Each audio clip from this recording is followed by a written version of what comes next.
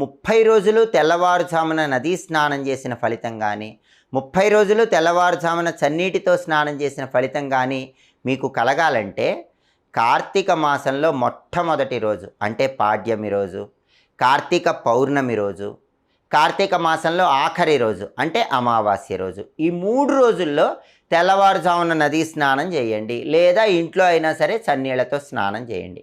మనకి స్కాంద పురాణం ఏం చెప్తుందంటే కార్తీక మాసంలో మొదటి రోజు, చివరి రోజు, మధ్య రోజు అంటే పాడ్యమి, పౌర్ణమి, అమావాస్య, ఈ 3 రోజుల్లో ఇలా స్నానం చేస్తే కార్తీక మాసంలో నెల రోజులు చేసిన ఫలితం కలుగుతుందని స్కాంద పురాణంలో చెప్పారు. కాబట్టి 30 రోజులు ఇలా తెల్లవారుజామున చన్నీటితో స్నానం చేయటం వీలు కాని వాళ్ళకి స్కాంద పురాణం ఈ ఉపాయం చెప్పింది.